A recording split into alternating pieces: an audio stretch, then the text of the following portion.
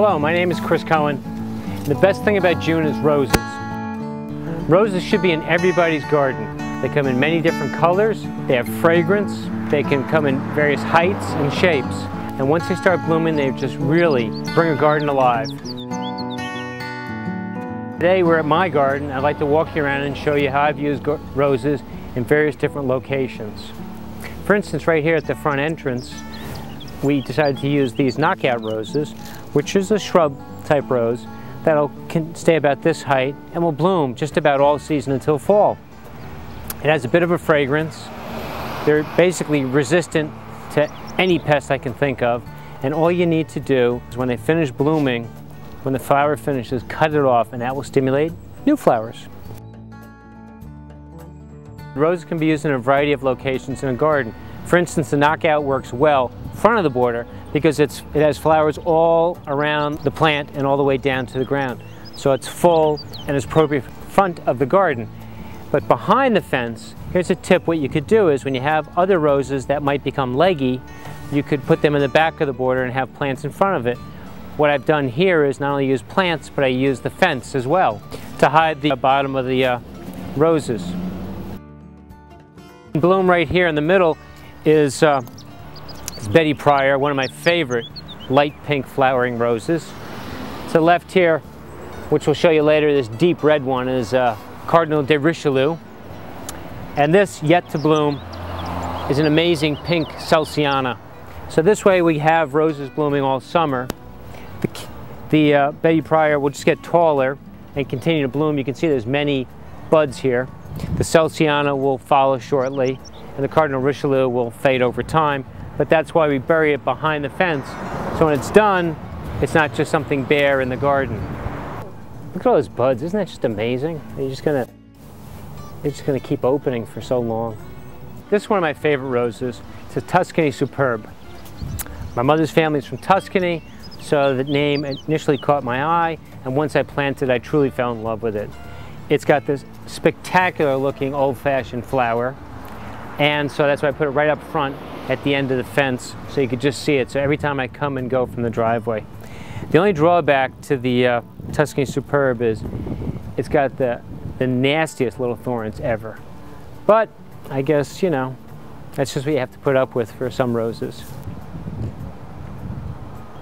Well, this is actually my pride and joy, if you could say that about a flower. This is called Constance Spry. It's got this huge old-fashioned pale pink cabbage style rose. Again, it's a thorny son of a gun, but you could see what I did here was we just took an ordinary insignificant wall and we basically just coated it with this rose, just let it go crazy. I think it looks nice here, as well as that window is our dining room, so when I sit there and have dinner, you look out and you're just surrounded by a sea of roses. Next to it on the pillar is Etoile de Hollande. It blooms just once, but it has a nice fragrance and it's got these massive velvety red rose flowers which just look right against the pillar. This being the dining room window is very important for the view out for me. So not only did I let these guys go crazy, but I sort of trained them in front of the window. And then when they are finished, this plant in front is winterberry, which is then covered by red berries in the winter. And also next to it we have this honeysuckle, which just continues to bloom. And I guess as everybody knows as a kid, honeysuckle, if you bite off the backs of the flowers and suck them, they do taste like honey. Now here's another tip, or an important suggestion. When you have roses and you want to prune them back, you must prune them back to at least a leaflet of 5. It's got to be 5 or more to ensure that you actually do get more flowers. If it's less than that, it'll just stay vegetative. So you cut it about 1/4 of an inch away, and you see how I cut it here where this branch is now pointing out? What that will do is that will cause the flower to grow out. So you don't want to cut the leaf where it's angling back, where it's blooming into itself. This way you get a more dramatic blooming. So again, you want to cut it back to at least 5, to a leaflet of 5, which I left there. Another very important thing with roses is whatever you cut, make sure you take all the rose debris out of the garden, because that's one way that the plants will get infected, when the dead material is left there. For some reason, that makes them much more susceptible to getting infected. This beauty is called May Queen. It starts blooming in May, and it just gives you a few weeks of awesome color. May Queen is a very fast-growing rambler. That's why we created this wire training system across the garage. Typically, when the rose covers the whole wire, you have no idea that there's any wire there, and it looks as if it's just floating across the garage. One of the charms of the May Queen is it looks wonderful during the day, and also at night you can see we have the lamp in the center.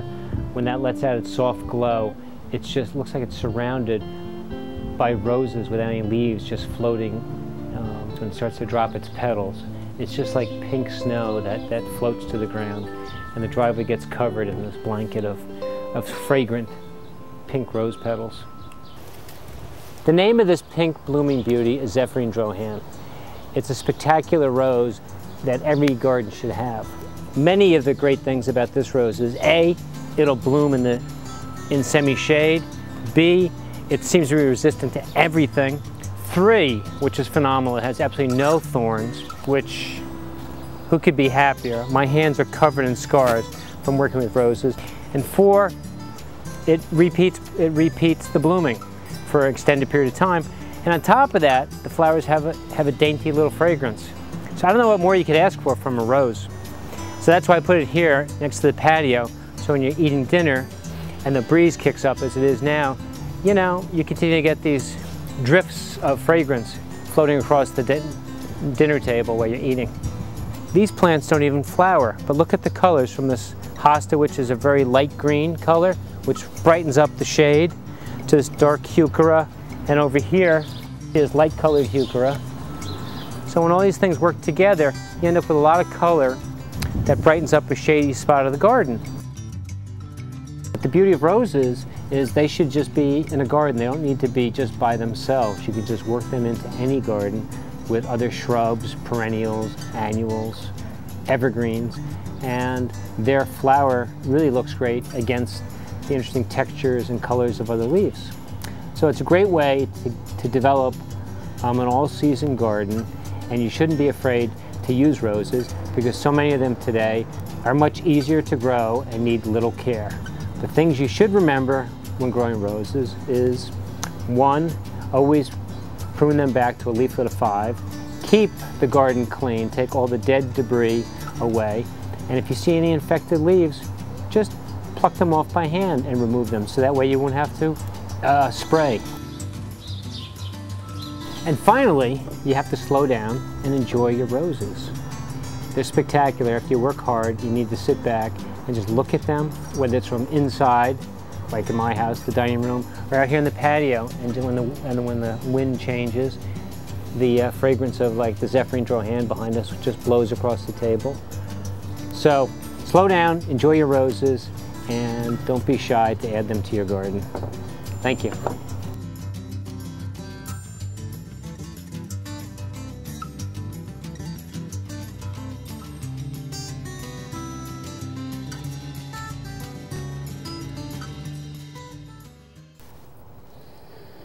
Cha cha cha cha.